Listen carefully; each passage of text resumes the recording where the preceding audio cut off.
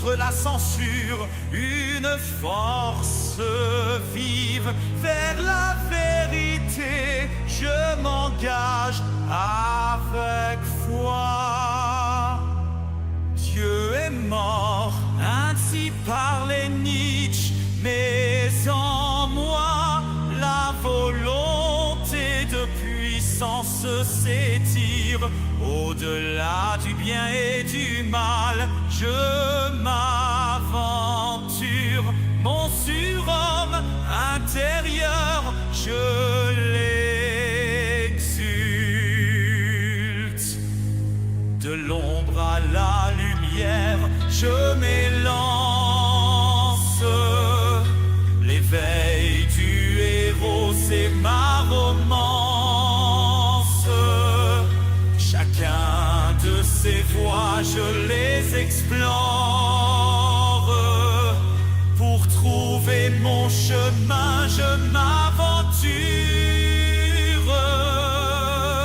Cherchant le plaisir, sans souci d'autrui, l'épicurisme guidait mes pas. C'est fou, la sagesse dans la jouissance, je la trouve libre et heureux. Je m'élance, je m'en voue.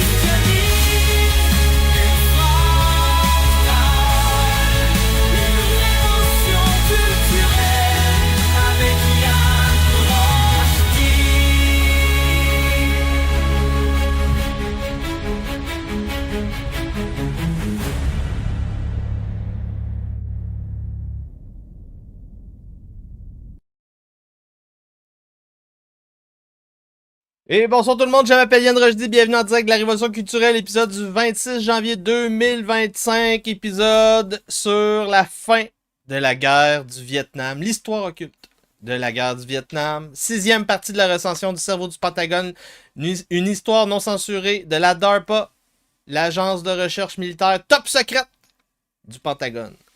Retour rapide sur les épisodes précédents, la rumeur qui a coulé les Jason Scientists au Vietnam, le mouvement des droits civiques et le groupe MOBE contre la guerre.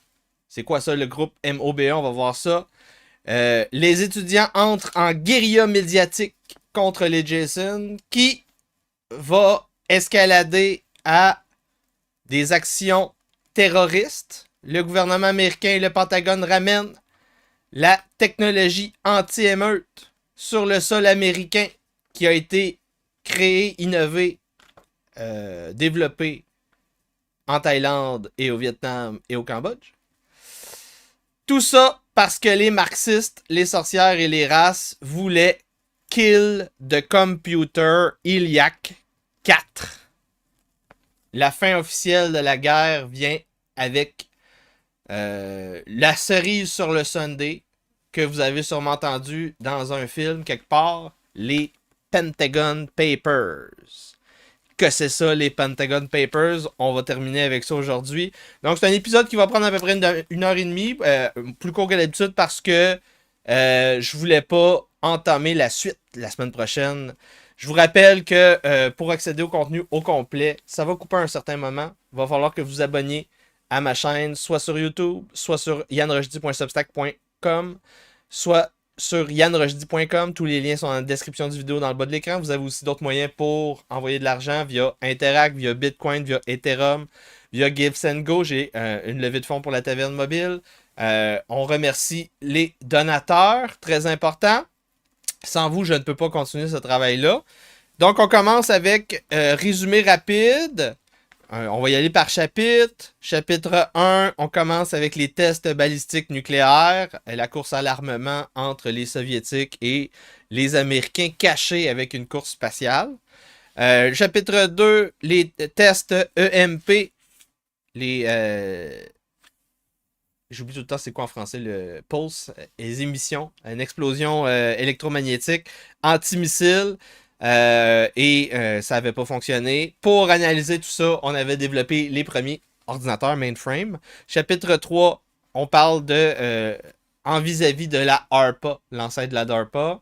On a la RAND Corporation, qui, eux, font plus de la science sociale. Les networks, les jeux de guerre.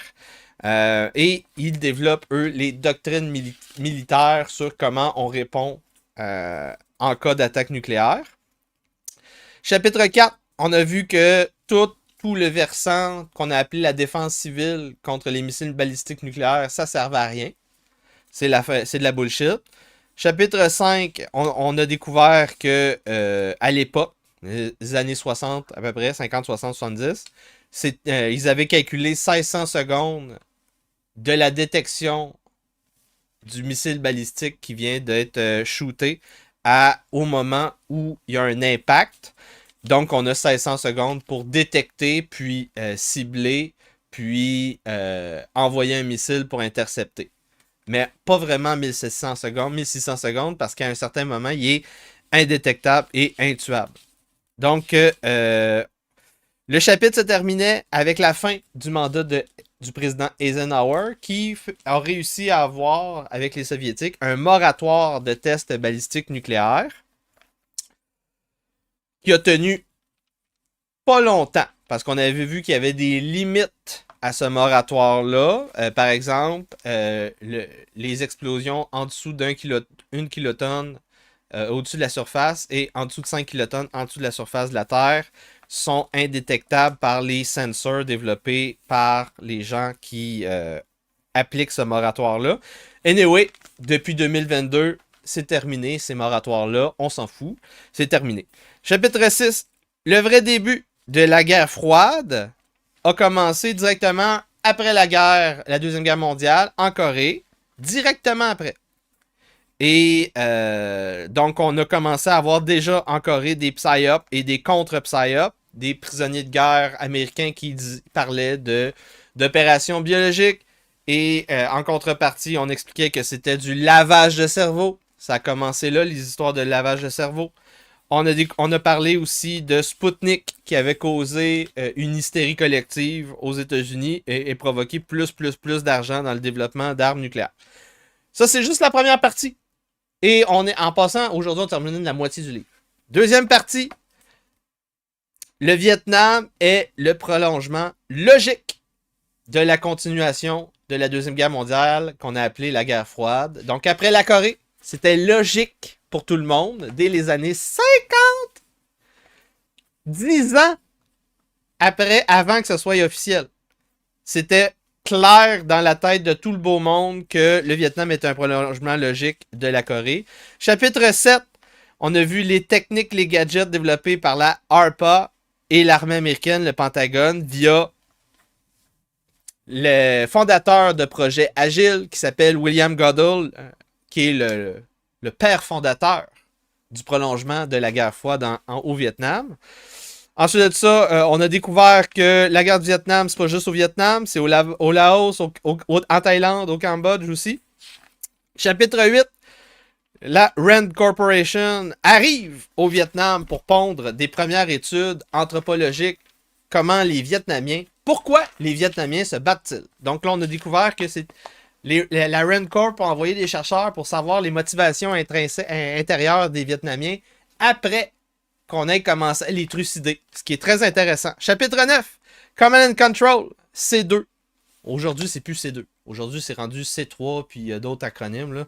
C'est beaucoup plus développé. Mais le C2, c'est comment on a commencé à dispatcher le commandement et le contrôle dans les unités, les bataillons, les escouades, toute la chaîne de hiérarchie.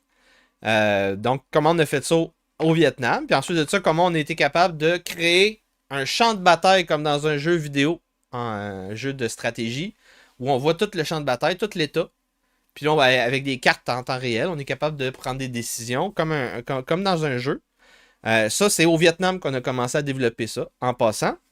Donc, avec l'aide du l'ancêtre de l'Internet, la ARPANET. Chapitre 10, le Vietnam Motivation and Morale Project. Donc, après plusieurs envois de chercheurs en sciences humaines qui sont désapprouvés par le Pentagone parce qu'ils disent pas les bonnes affaires. Ils disent que nos plans fonctionnent pas au Vietnam. Donc, on va envoyer une autre équipe. Après 10 équipes à peu près, on découvre notre expert faker de Impérial qui s'appelle Léon Gouré. Et lui et ses collègues vont écrire ce que les généraux et les politiciens veulent qu'on écrive.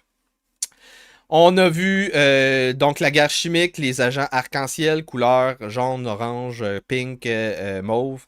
On a vu que intrinsèquement, les Vietnamiens, c'était seulement une autre guerre anti-impérialiste, comme contre les Français. Et le Strategic Hamlet Program, l'urbanisme centralisé, délocalisation des Vietnamiens, ça fonctionnait pas. Et donc, avec toutes ces enquêtes-là, on découvre que le Nord-Vietnam est celui qui fournit la logistique au Viet Cong. Et là, on commence à bombarder.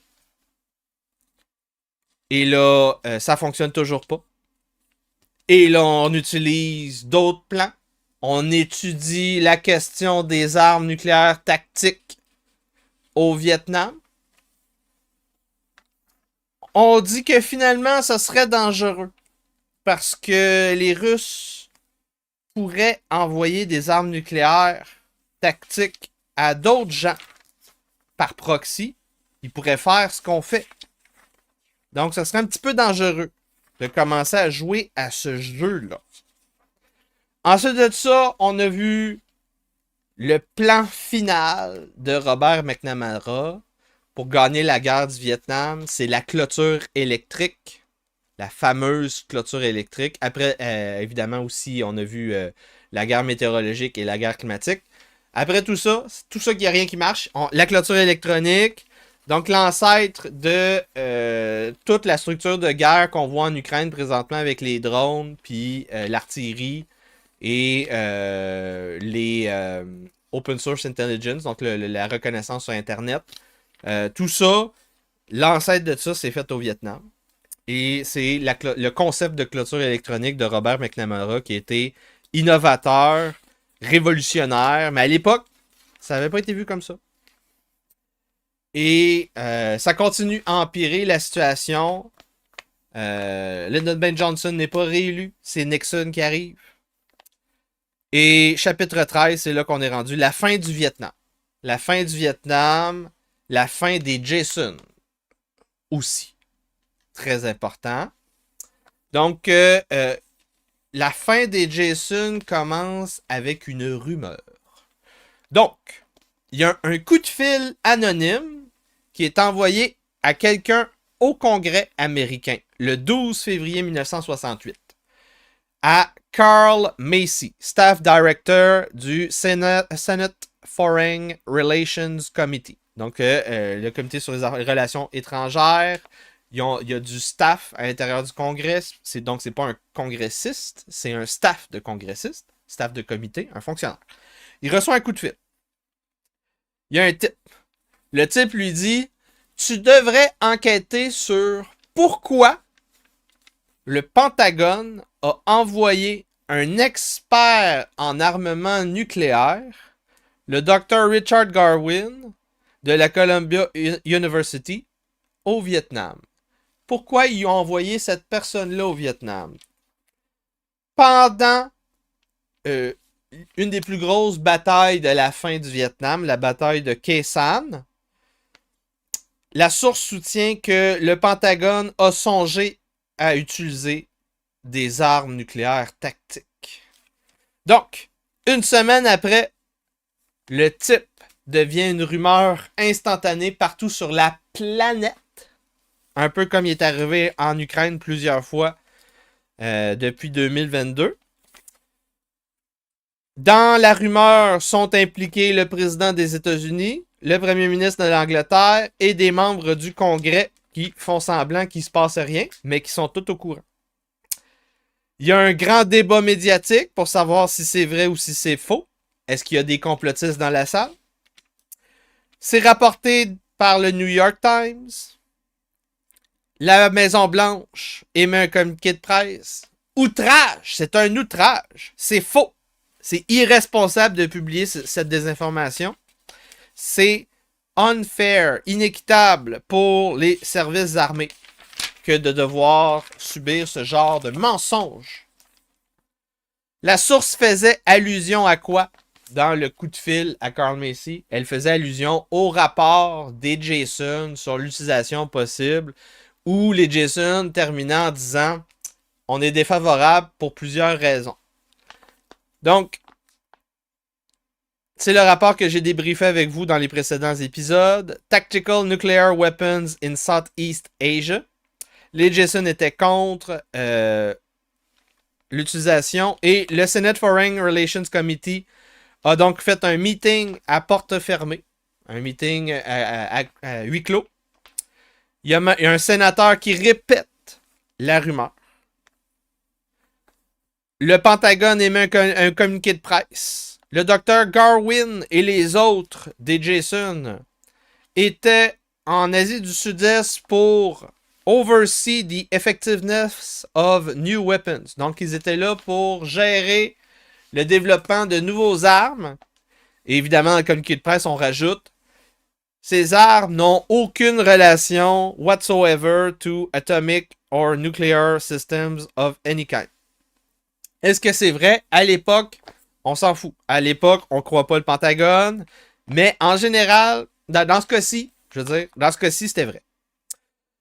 On n'a pas de détails sur le programme classifié sur lequel il travaillait à l'époque, mais c'est assez clair qu'il travaillait sur la clôture électronique de Robert McNamara. Donc, j'ai débriefé avec vous au précédent épisode. Et on voit ici, on a les détails dans des documents de requête d'accès à l'information et des entrevues. On a des détails de ce voyage-là, ce périple de Richard Garwin Henry Kendall, Gordon MacDonald. 3 Jason qui sont spécialisés, entre autres, dans les technologies de sensor, donc les capteurs d'information, qui étaient essentiels pour la clôture électronique. Par exemple, des capteurs acoustiques, des capteurs chimiques, des capteurs thermiques, des capteurs nucléaires, des capteurs de toutes les ondes possibles. Donc, on a, pendant la bataille de Khe Sanh, une garnison américaine.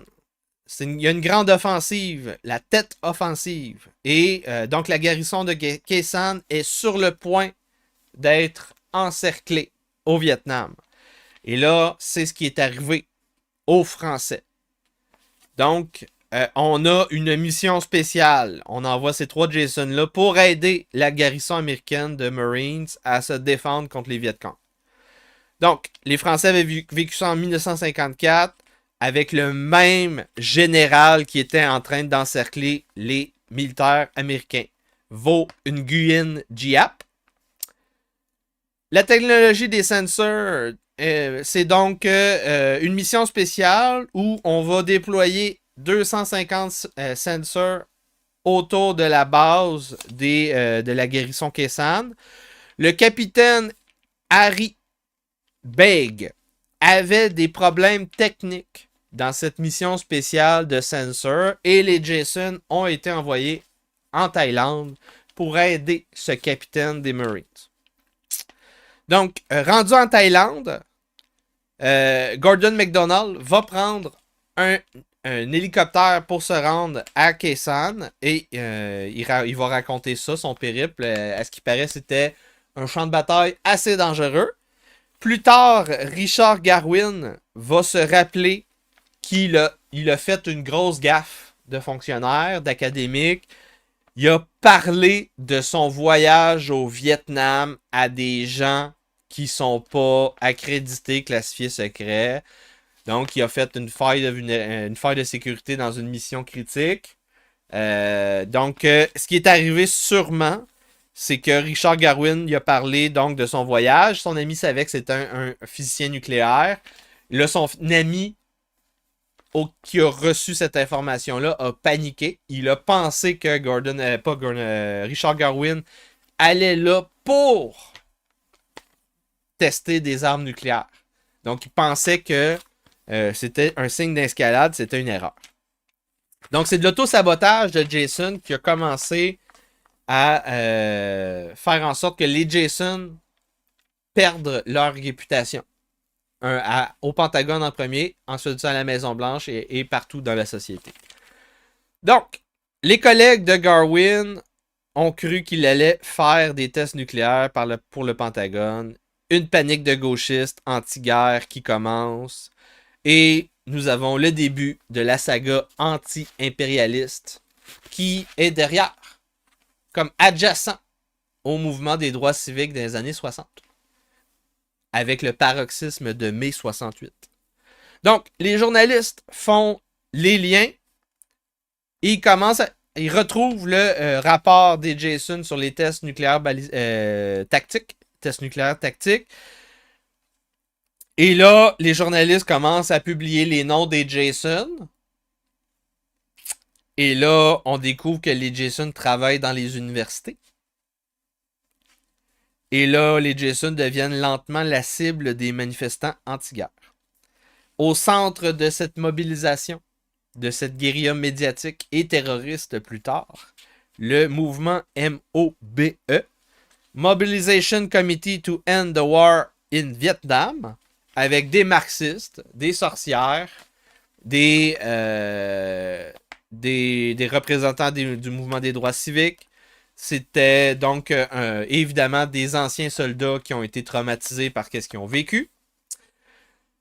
Tout ça a mené à une série de grandes marches un peu partout aux États-Unis à la fin des années 60. Par exemple, la Mob March de 1967. Une marche gigantesque avec Martin Luther King Jr. à New York City, devant les Nations Unies, qui a parti de Central Park, où on a brûlé des cartes de conscription, qui a fait les manchettes sur la planète.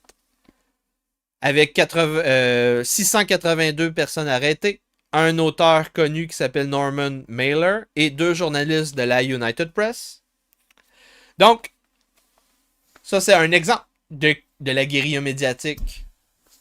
La guérilla médiatique, c'est aussi des journaux souterrains, underground, qui font des enquêtes se rapprochant de ce qu'un policier peut faire. Par exemple, le journal Underground Student Mobilizer, qui a fait une enquête sur les travaux de professeurs d'université en lien avec l'armement. Ils ont publié un rapport, Counter-Insurgency Research on Campus Exposed, avec des extraits des études d'été des Jason qui ont été volés à un professeur travaillant avec les Jason dans son bureau pas barré. Erreur de noob. D'autres extraits classés, classifiés secrets, des documents sur la ARPA, le Combat Development Test Center de Bangkok en Thaïlande. Des documents aussi qui ont été volés, on ne sait pas trop comment. Donc, quand les étudiants commencent à être trop mobilisés, ils commencent à se prendre pour des espions et ils réussissent à faire des coups d'espion. En mars 1968, des étudiants à l'université de Princeton apprennent que le conseil scientifique, le conseil des boss des Jason a un nom caché et ils découvrent le nom caché. Le vrai nom s'appelle IDEA, Institute of Defense Analysis, un think tank qui est financé par le gouvernement fédéral et qui sert le département de la défense sur le campus de l'université de Princeton, avec un building aux vitres par balles. Le building s'appelle Von Neumann Hall. Donc lui, c'est un des premiers qui a travaillé sur le projet Manhattan. Donc, l'histoire de Institute of Defense Analysis va être publiée dans le Daily Princetonian, le journal du campus. On va parler des mathématiciens qui travaillent avec des ordinateurs au niveau de la cryptologie dans le building Von Neumann Hall pour la NSA et pour des travaux en lien avec la guerre.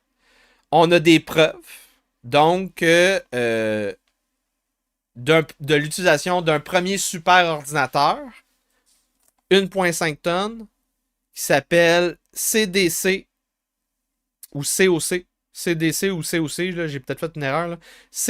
Mettons CDC-1664, le premier super ordinateur avec 100% des transitors, fully transitorized, en 1960, qui travaillait sur des projets de communication à longue distance. Donc, on a des détails de cette recherche-là qui est publiée dans le journal étudiant. Les étudiants découvrent que le président de l'université de Princeton, Robert F. Goen, est aussi membre du conseil IDEA, donc c'est un Jason. Il y a 22 trustees dans le board IDEA. Il découvre probablement le nom de tout le monde. On découvre que Robert F. Goen avait travaillé sur plein de projets en lien avec l'IDEA et la ARPA. Un groupe étudiant qui s'appelle Students for Democratic Society, encore une fois des marxistes, vont stager un sit-in à l'intérieur du building Von Neumann Hall. La faculté de Princeton va faire un vote sur la cancellation de l'IDEA sur le campus. Donc, les premiers épisodes de cancellation, c'est à cette période-là. C'est pas contre les marxistes. C'est les marxistes anti-guerre contre les impérialistes qui ont réussi à canceller des scientifiques sur les campus. Donc, les trustees de l'université vont overrule la décision. Donc, finalement, on va pas canceller l'IDEA. Les étudiants vont s'enchaîner plusieurs jours au hall au Von Neumann Hall, au building. C'est un siège de 5 jours pour tuer l'ordinateur, kill the computer. Et donc,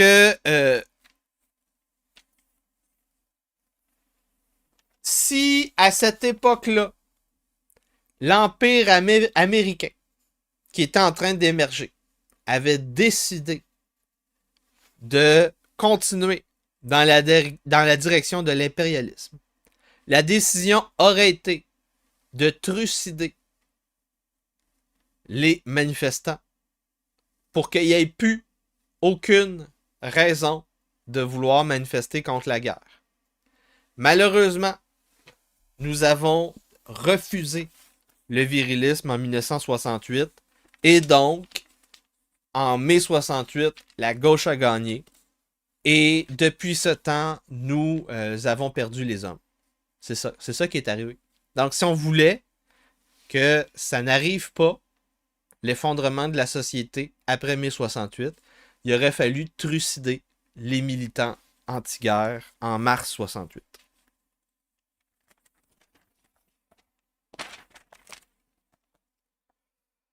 Avec ces manifestations anti-guerre, le Pentagone est fucké. La ARPA va développer donc son nouveau programme, les armes non létales, pour défoquer le Pentagone. Donc, on va rapatrier les projets en développement en Thaïlande pour les appliquer sur les manifestants. Anti-guerre, manifestants pour les droits civiques, et il va y avoir beaucoup de controverses et beaucoup de secrets dans ce projet-là. Donc, on ramène via le Overseas Defense Research. Donc, c'est comme ça qu'on va appeler ça les fonctionnaires pour pas qu'il y ait personne qui découvre le poteau rose. On rapatrie toute la recherche du Combat Development Test Center de Bangkok en Thaïlande, dont on a parlé épisode 3, 4, 5. On va renommer le CDTC. On va le renommer Military Research Development Center. On envoie toutes ces études-là à travers un nom spécial pour pas que les gens découvrent le poteau rose. Donc, le nom spécial de ces données-là, de ces informations-là, cette recherche-là, ça s'appelle des Progress Reports. Donc, au lieu d'appeler ça de la recherche, on appelle ça des Progress Reports à la ARPA, pour les gestionnaires de la ARPA. Et à chaque fois qu'on envoie des données de ce programme secret-là, il y a une lettre qui vient avec.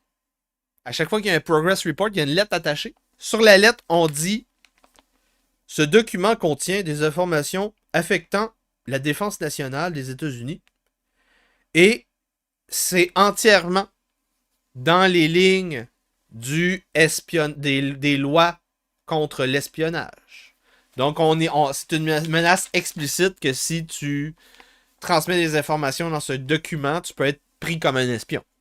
À toutes les fois. C'est rare qu'on fait ça. Les Progress Reports sont préparés par la même entreprise qui fait les rapports officiels depuis le début du Vietnam, la Battelle Memorial Institute, sous-contracteur du Pentagone de la Défense. Ils sont basés en Columbus, en Ohio. Il avait commencé dans le projet agile de... comment il s'appelle déjà?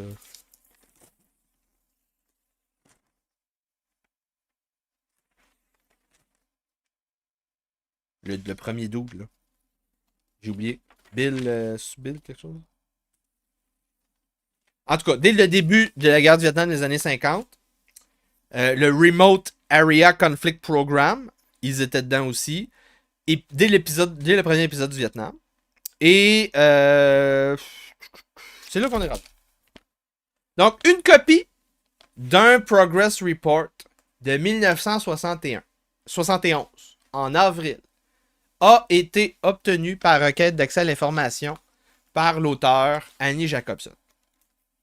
Dans le document de 1971, on a une revue de la liste des programmes d'armes non létales qui ont été développés à Bangkok, en Thaïlande, appliqués en Thaïlande, au Cambodge, au Laos, au Vietnam, importés aux États-Unis, réutilisé contre les manifestants anti-guerre et contre les manifestants pour les droits civiques. C'est ça. C'est ça la game. On va voir la liste ensemble. Canon à eau, bâton anti-émeute, comme pour le bétail, là, les bâtons électricité. Taser, chevaux et chiens pour intimider. Donc, dans le rapport, on a un framework de fonctionnaires pour l'utilisation de la force dans les conditions de l'usage de la force non létale. On parle des chimistes qui ont une mission spéciale de découvrir des agents incapacitants, des agents qui font vomir, qui font des blessures à la peau, qui induisent la paralysie, des irritants. Les études, dans ces années-là, rendues en 71, arrivent à 3 gaz. Le gaz CN, le gaz CS et le gaz CX. C'est ce qu'ils utilisent dans les sections anti-émeutes de la SQ et du SPVM et de la GRC. Donc le CN, c'est du tear gas, donc des lacrymogènes. Le CS, ça c'est la grenade de poivre, Riot Control Agent. Et le CX, ça on le voit moins dans l'utilisation ici. Le CX, c'est un agent qui crée des cloches sur ta peau. Ça te brûle. Ça te brûle littéralement. Ça s'appelle du phosgène oxyde. Et ça l'induit aveuglement temporaire, lésion pulmonaire et mort cellulaire dans les poumons. Donc le danger du CX, et c'est pour ça qu'il est très peu utilisé, c'est que ça fait des lésions pulmonaires internes, puis tu ne les vois pas. Donc, mais dans le rapport Jason, ils vont dire, en fait, c'est une bonne chose qu'on voit pas les pires dégâts du gaz CX, parce que comme ça, on n'a pas de preuves. C'est vraiment fou qu'est-ce qu'on apprend là-dedans. Dans le rapport, on juge que le gaz CS est OK. C'est OK. C'est une option viable. C'est ça qui est utilisé comme mot. Le gaz CS est déjà utilisé par l'armée américaine en 71. L'armée américaine en utilise 15 millions de livres par année au Vietnam pour combattre les Viet Cong dans la Ho Chi Minh Trail. Le gaz CX, le deuxième gaz, est aussi recommandé par les Jason. Les pires dégâts internes sont déguisés, donc c'est une bonne chose. On parle d'utiliser des anticholinergiques. Ça, c'est des médicaments que si t'en as trop, tu fais juste t'effondrer. Donc, effondrement physiologique. On parle aussi d'agents émétiques. Ça, c'est pour te faire vomir. Puis ça, c'est juste le premier programme. Ça, c'est juste les agents chimiques. Deuxième programme. Les méthodes de livraison. Method of delivery. Comment on t'injecte ces agents chimiques-là. Donc, on a développé un programme pour envoyer un liquide, comme par exemple un canon à eau à 40 mètres. Un liquide avec beaucoup de volume à 40 mètres. Un canon à eau. On a développé des grenades avec un lanceur de grenades qui lance à 750 pieds. Donc, tous les lanceurs de grenades qu'on voit dans les jeux vidéo depuis... ça a été inventé au Vietnam puis en Thaïlande pour combattre des Viet Cong puis pour envoyer des grenades lacrymogènes. On a aussi développé des dards empoisonnés, hein, la sarbacane aux chanteurs québécois. Des dards empoisonnés et des dards tranquillisants. Les Jason se sont rendus compte qu'il y a un problème avec les dards empoisonnés et les fléchettes tranquillisantes. C'est que, premièrement, le dosage requis doit être bien lié à la grosseur, au poids de l'individu. Et il y a une grosse différence si tu touches une femme ou un homme. Deuxièmement, si tu touches au cou ou à la tête, la personne crève. C'est un petit peu dangereux. Toujours dans le rapport des Jason, un long traité sur les bâtons électriques qu'on utilise sur le bétail. pour l'utilisation en anti-émeute. On défend l'utilisation de ces bâtons électriques-là contre les émeutes. En passant, vous êtes chanceux. Hein? Moi aussi, j'étais dans l'era 2012, là, puis en 2008, puis en 2009. Mais, fait qu'on est chanceux. On aurait pu avoir des fonctionnaires puis des policiers qui ont suivi ces indications-là, puis utiliser des bâtons de bétail contre nous autres. Aïe! Je peux te dire qu'on manifesterait moins. Ce rapport des Jason a 130 pages. On a des centaines d'idées pour incapaciter sans tuer des gens. On a des trucs spéciaux comme du photic driving. Donc ça c'est, par exemple, on va entraîner des soldats, des policiers à être capables de bouger avec une lumière stroboscopique qui flash. Les gens, quand on n'est pas habitué, on n'est pas capable de se diriger là-dedans, mais eux autres vont être capables de voir comme normal. Les manifestants ne seront pas capables. Donc, ça donne un avantage. Autre programme spécial, les micro-ondes pour brûler la peau. Mais problème, dès qu'il y a des boucliers, dès qu'il y a trop de couverture de linge, ça ne fonctionne pas. On va aussi utiliser les bruits comme arme. Problème avec ça, c'est on peut induire une perte de l'audition permanente. On découvre les limites de tolérance humaine. 140 décibels, ça c'est le moment où tu commences à avoir mal au tympan. Et je vous rappelle, les décibels, c'est une échelle logarithmique. Donc pour monter de 10, c'est 100 fois plus fort.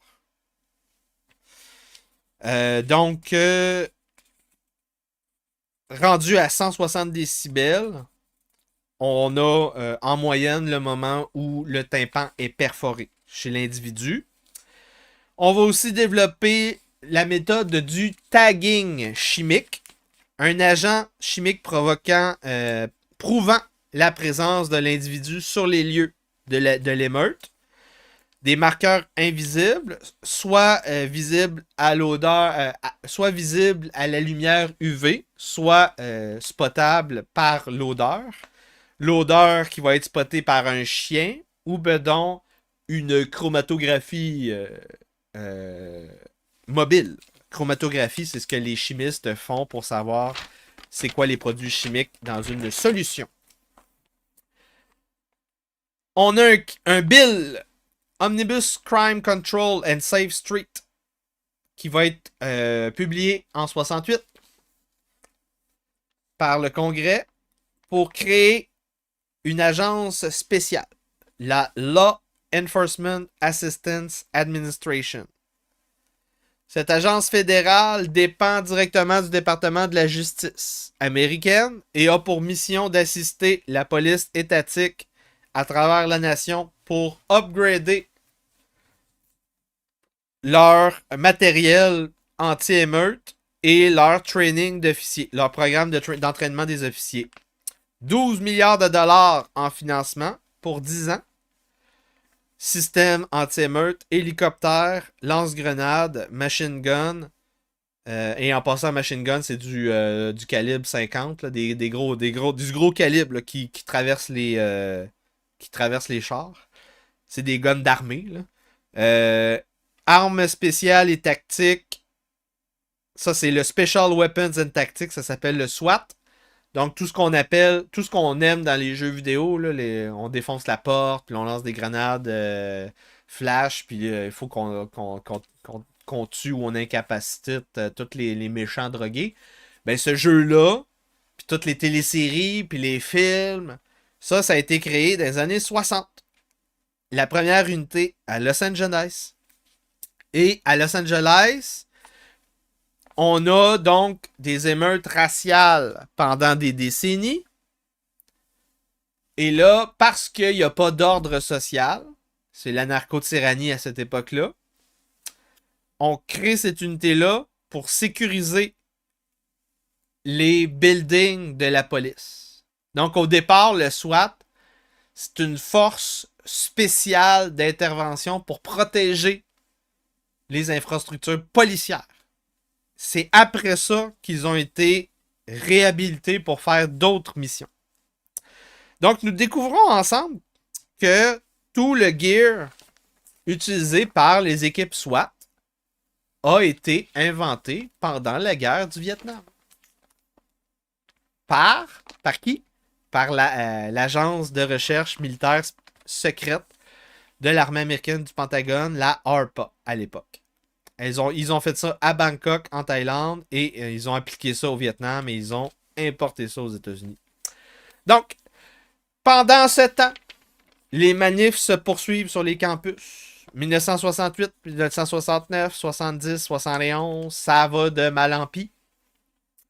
Le département de la Défense a un super ordinateur en 70 qui prend feu à l'Université d'Illinois à Urbana-Champaign. L'ordinateur ELIAC 4, qui est un super ordinateur, le plus rapide au monde à l'époque, développé par Daniel L. Slotnick, un élève de von Neumann, qui avait construit le Maniac. Le Maniac dont j'avais parlé à l'épisode 2 du podcast sur le cerveau du Pentagone. Daniel L. Slotnick développe un concept spécial, innovateur. C'est l'ancêtre des serveurs, mesdames et messieurs. Les bases de données qu'on utilise. On appelle ça parallel computing. Sans le parallel computing, le monde actuel n'existe pas. Donc, moi, j'ai un mainframe. J'ai un processeur. Une carte mère. J'ai juste un truc que je peux faire en même temps. Oui, c'est plus compliqué que ça. Je peux faire plus de choses parce que c'est bien fait aujourd'hui. Mais à l'époque, si j'avais juste un processeur, je pouvais juste faire une chose. Et là, l'idée, c'est que on veut mettre plusieurs processeurs en parallèle, comme on peut mettre l'électricité en parallèle. Hein? Quand on veut booster un char, on met des câbles en parallèle, puis on partage l'énergie de notre batterie à l'autre, puis on part notre char, puis l'autre il part son char après, celui qui n'a plus de batterie. C'est ça. Donc c'est la même chose qu'on peut faire avec les ordinateurs. On peut mettre en parallèle des ordinateurs, des processeurs. Le premier qui a pensé à ça, c'est Daniel L. Slotnick.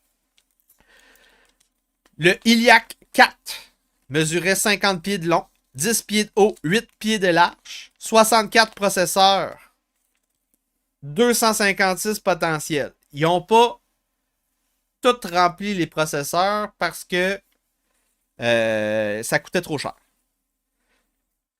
Le power supply, donc les unités pour envoyer l'énergie dans cet ordinateur-là, nécessitait un forklift spécial pour le poids des power supply.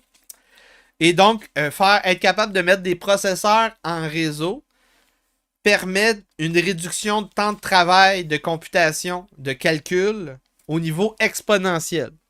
Donc, plus que tu es capable de mettre en parallèle des unités de computation, plus que le gain n'est pas linéaire, plus qu'il est comme une courbe exponentielle. Donc, c'est révolutionnaire. Qu'est-ce que Daniel L. Slotnick a fait? Et c'est cet ordinateur-là qui a pris feu en 70. Donc, le 2/3 du temps, cet ordinateur-là était dévoué au département de la défense pour des programmes d'armement en lien avec la défense des missiles balistiques. Mais c'était pas ce que vous pouvez croire. Donc, c'est pas pour tuer du monde. Non, c'est pour détecter la différence entre du bruit de fond et un missile balistique. Ça fait des décennies que les Jason ont un problème pour développer ça, mesdames et messieurs. Et depuis 1960, ils sont sur le dossier, presque 10 ans qu'ils sont sur le dossier. Donc, ce super ordinateur-là, il y a 4 travaille là-dessus, 2/3 de son temps. Le reste de son temps, il fait des modèles de climat et des tests de modification de météo. Le programme, les résultats du programme sont toujours classifiés en 2025. Ça s'appelle le programme Nil Bleu. Intéressant. Donc là, on est rendu à la fin de la section gratuite. Pour aller voir le contenu à partir de demain, le 27, vous devez vous abonner sur yanrochdy.substack.com. Ça, c'est mon infolette. Vous allez vous abonner. Et ensuite de ça, vous allez dans la section podcast. Il y a tous les contenus payants. J'ai commencé même à uploader les contenus, les podcasts de nouvelles ici aussi. Vous pouvez vous abonner aussi sur yanrochdy.com. Ça, c'est le YouTube vidéo. Totalement incensurable. Et évidemment, vous pouvez vous abonner aussi sur YouTube. 5$ par mois, c'est rien. C'est un café par mois pour soutenir mon travail. Vous pouvez envoyer des super chats. Sur YouTube, c'est dans la section souscription. L'onglet souscription ici. Le contenu avec des pastilles vertes réservées aux membres. Il y a d'autres moyens aussi pour envoyer des dons. Vous pouvez l'envoyer de plein d'autres manières différentes. Il faut juste regarder dans la description du vidéo, dans le bas de l'écran. Donc, on continue. 1900. Pour de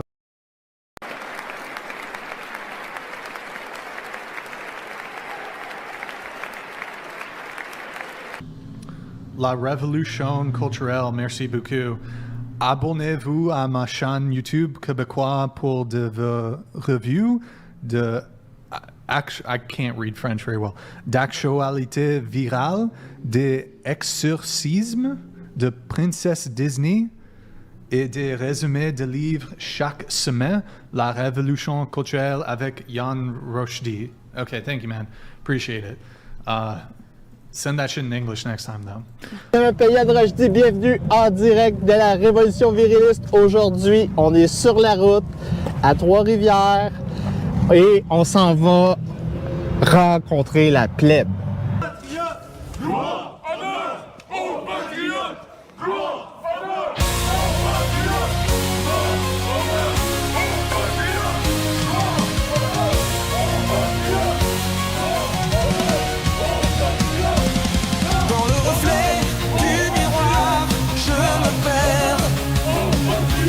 L'insécurité me ronge, mon cœur obsède. Chaque pas dans l'ombre m'affaiblit, peur de l'échec. Mon âme enchaîne, l'appel de l'abîme résonne en moi. Dans la nuit obscure, je cherche à voir. Confronté à mes démons, je me bats pour trouver la lumière. Je m'aventure. L'anxiété, un serpent qui se love. En moi il se nourrit de mes peurs les plus vives. Chaque souffle devient combat dans l'abîme de mon esprit.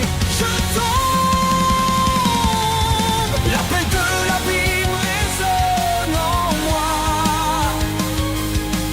Dans la nuit obscure, je cherche à voir. Confronté à mes démons, je me bats pour trouver la lumière. Je m'aventure. L'étouffement, un étau sur ma gorge. La vérité s'écroule sous le poids de l'orage. Je lutte pour respirer, pour exister dans la bataille intérieure. Je résiste. L'appel de l'abîme résonne en moi. Dans la nuit obscure, je cherche à voir. Confronté à mes démons, je me bats pour trouver la lumière. Je m'aventure. L'appel de l'abîme. Confronté à mes démons, je cherche à voir. Je m'aventure. Dans le cadre de la révolution culturelle avec Yann.